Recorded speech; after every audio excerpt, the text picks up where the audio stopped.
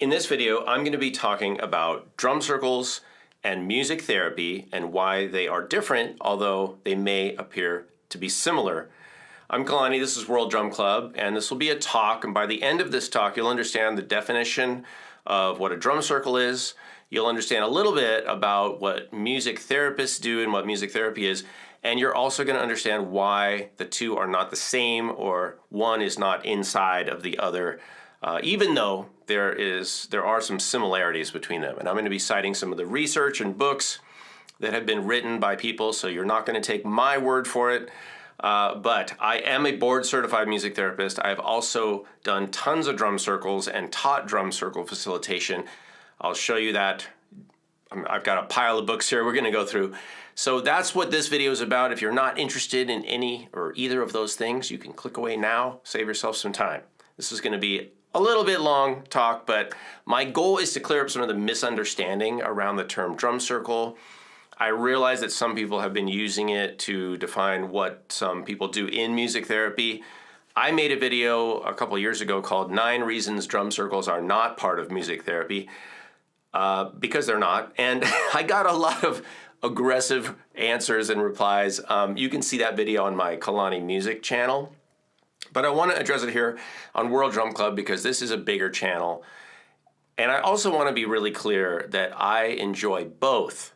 And I'm a fan of both drum circles and music therapy.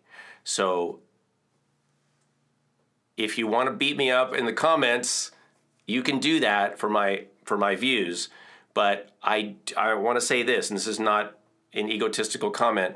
I know what I'm talking about because I've been around a long time, and I've been around before the drum circle movement.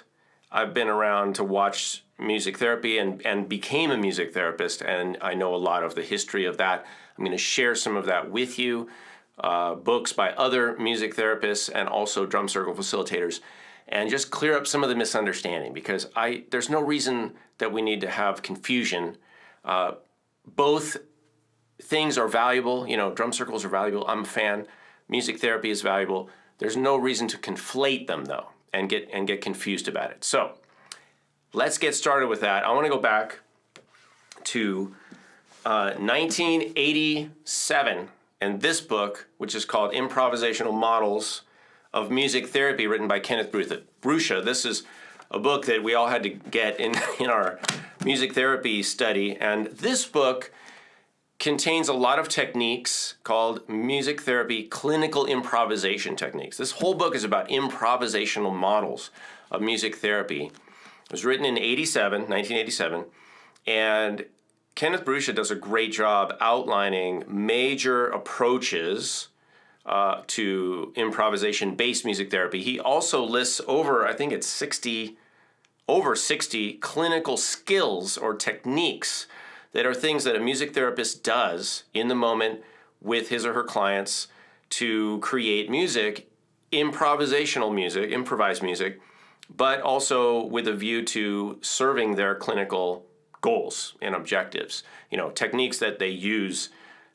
These are musical techniques, and I have a book I'll talk about in a few minutes that also recaps a lot of those and organizes them and talks about them. But this book is amazing. It's a bit dense, as you can see, but this was in 1987. All right, so that's important to understand. So we're going to move on in the timeline. But first, I want to talk about the origins of drum circle. What is the word drum circle? Where did that come from? Why do we call it that?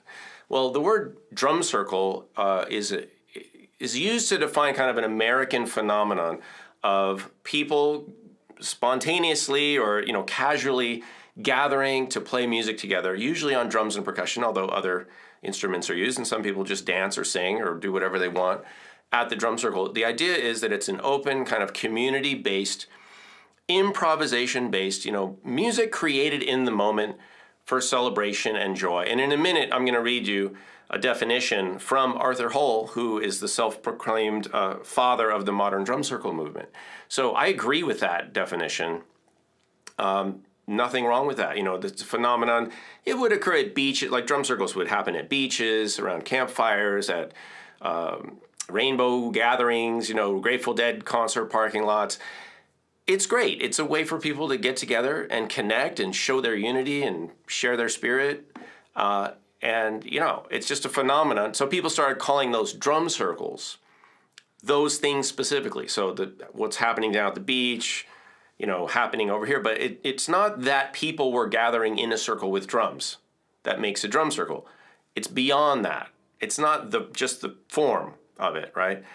If that were the case, I could just have a line of drums and then I could say, oh, I have a drum line. But we all know that a drum line is a certain thing, right? It plays certain music for a certain function. Competitive drum line, it's not just I line up a bunch of drums and now I'm a drum line leader, So drum circle is the same kind of thing. It's a certain type of community music making experience or event, all right? So let me we're going to go forward in time. This is Arthur Hull's book called Drum Circle Spirit. He gave me this. He even autographed it. There you go. And this book is 1998. So 12 years after the Bruscia book. And there's a lot of stories in here. There's some anecdotal stories and things. But Arthur came out with this. His first training was in 94, and that's when the drum circle, officially like drum circle facilitator thing and the modern drum circle movement kind of started. So mid 1990s, all right? And then Arthur's gone on to write some other books. After this, so I'm going to move forward in time.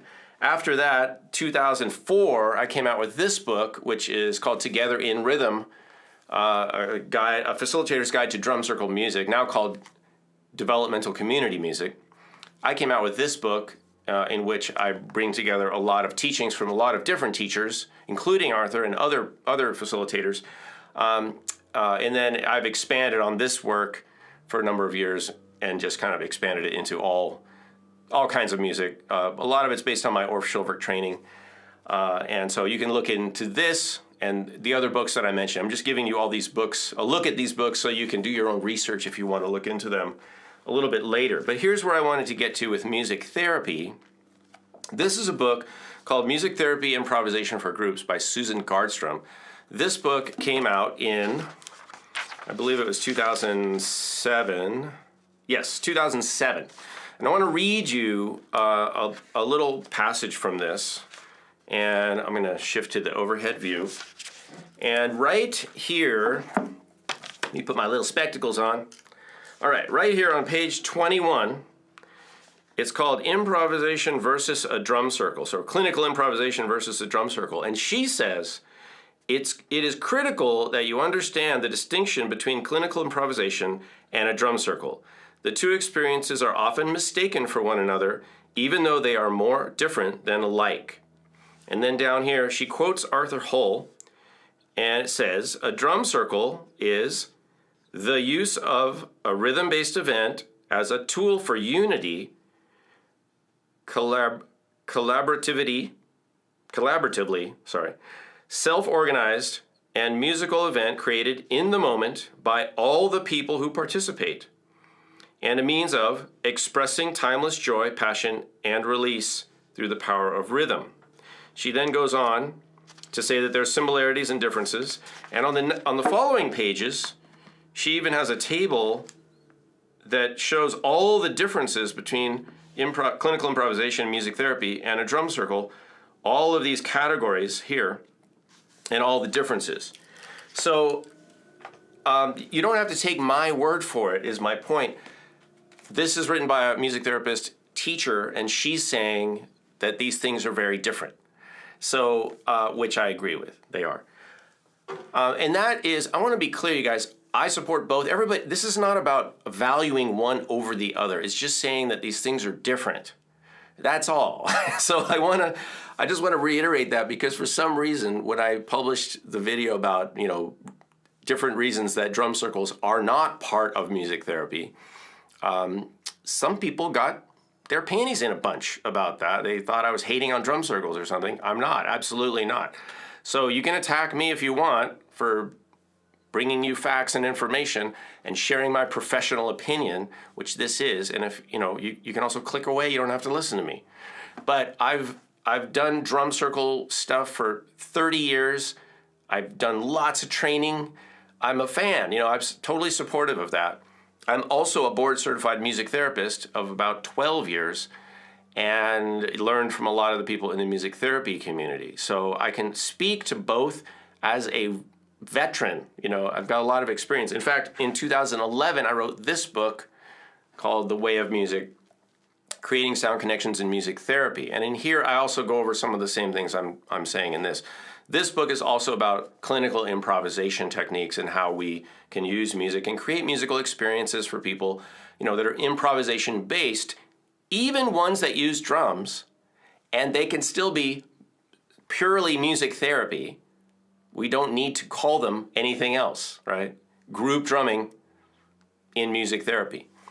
You don't have to call it a drum circle. In fact, if you call something, just because something is group drumming, if you go ahead and call that a drum circle, just because you see people in a circle with drums or a semicircle with drums, or if you do that, not only is that kind of a misnomer, but it's also, I believe, a form of cultural appropriation, because you're just taking something out of context that has a context, has a historical context that is evidenced by history and people's writings, like Arthur's, and then you're just repurposing it for your own, you know, your own goals or within your own narrow understanding, and that's wrong. And I don't believe we should be doing that.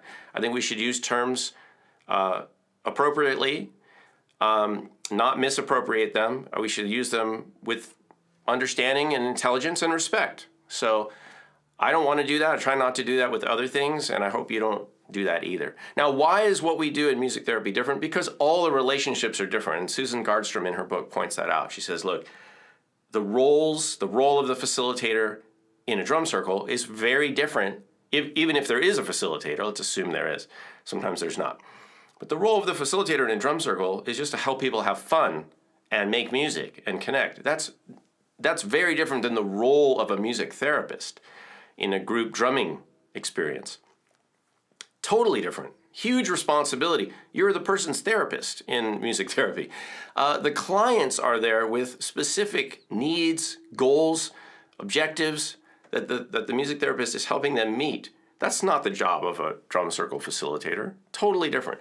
The kinds of techniques that we use, again, in music therapy, even if it's with drumming, the techniques are older than the whole drum circle movement. They're from 1987 and before, because the book was published in 87, which means the techniques existed for several years before that, obviously. So, it's not like music therapists are borrowing or stealing from a drum circle facilitation. The timeline doesn't show that. The techniques don't show that. None of the music therapy literature mentions anything about using drum circles in music therapy except that they're different. That's the only thing it says in there. So you guys, this is not my opinion only. I have no agenda. This is not anti-drum circle. I'm just saying that it's somewhat of a mistake to say that drum circles are part of music therapy or that music therapists do drum circles as music therapy. Now, could a music therapist also facilitate a drum circle? Absolutely. Why not? I do, on occasion. I do fewer these days than I had in the past, but that's just because I'm getting old and I don't want to schlep a bunch of drums around. I've done my part. I'd rather see younger people doing it who want to do that, and I think it's great to do that. It's awesome. But when I do music therapy, I use music therapy techniques, clinical improvisation techniques, and that whole book is full of them. If you're interested in learning about that, any of you could get a copy of Together in Rhythm or The Way of Music. And I do recommend The Way of Music for any music facilitator. Even if you're a music educator, I teach some of those techniques in music to music educators, music facilitators of any kind. They're valuable techniques. They're really, really amazing to create empathy, to create connection, to validate what people are doing, to be supportive of people, to shape those relationships through music over time. It's really fascinating, you guys. And I use some of the music therapy teachings actually when I do drum circles now. If I do a drum circle, I can borrow from music therapy. So if anything, I think music therapy has informed the drum circle stuff more than the other way around. In any event, I hope that clears up some of the understandings or misunderstandings about what drum circles are. Again, I want to reiterate that a drum circle is not just group drumming of any kind. You know, if you want to talk about group drumming, whether people are in a circle or not, just call it group drumming, because it could be a lesson, it could be a performance, it could be some sort of other type of experience that people are doing, like rhythm games or something. It could be stories with percussion sounds. We just don't know. If we see a group of people in a circle with drums, that's not a drum circle. It's a drum circle if, you know, if it's like what Arthur Holt described or Susan Gardstrom described in her book. If it's kind of open improv, you know, no agenda, anybody's free to participate, do whatever they want. Then it would be a drum circle. But the drum circle is a type of group drumming. The big umbrella term is group drumming, or music actually. Music, group drumming, and then, I identify at least 7 different types of group drumming, including, and drum circles is one of those. We also have rhythm games, we have guided interactive drumming, we have drum ensembles, we have, you know, all sorts of drum play and different types of group drumming experiences. Okay, music therapy is an allied healthcare profession. It happens in the same places that physical therapy happens, cognitive therapy, occupational therapy, speech therapy. When I work as a music therapist, I'm visiting the same type of clientele that other allied healthcare professions also treat, right? So very different environment than your classic or your even normal, what would happen with a drum circle, which would be more like an after school thing or at a camp or, you know, recreation, or even in corporate training. If you do corporate drum circles, it's still a drum circle. So the fact that there's a facilitator doesn't change the outcome, or it shouldn't change the essence of what a drum circle is. And it's different than the essence of what music therapy is. So I hope that makes sense. If it doesn't, if you have any questions, or even if you'd like to debate any of this, I welcome. Bring some evidence, bring some facts, bring some reference points to information that contradicts what I'm saying. Please, if you can do that, do it. I'm open to it. I'm absolutely open to it. If you're just going to personally attack me, you can do that. You can do that in the comments. Everybody can see that. That's up to you. If you'd like to communicate with me behind the scenes, if you don't want to debate me out in the open, that's okay too. You can send me DM me or send me an email. I'm happy to answer questions. I answer lots of questions from different people all the time. I realize there's some confusion out there because some music therapists actually do promote this idea of drum circles in music therapy. I don't know why that is. It might be because of a misunderstanding. It might be because they have an agenda, like they're trying to sell something or promote some specific products or services.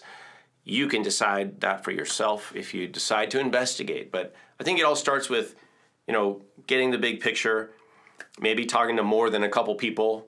Like I said, you don't have to take my word for it. You can do your own research. But my goal is to clear up misunderstandings and be supportive of everything, but also,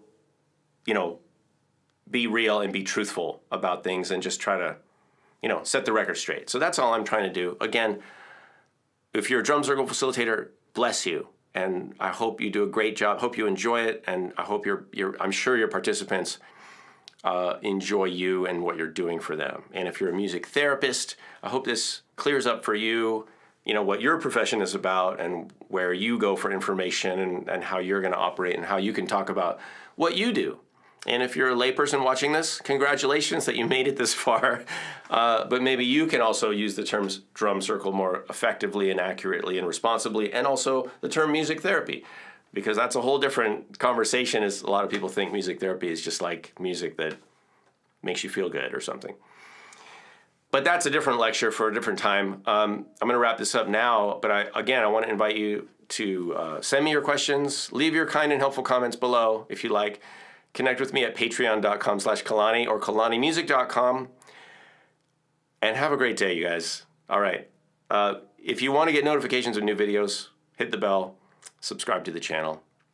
Make some great music and share it with other people as much as you can. I'm Kalani. This is World Drum Club. I'll see you in another video.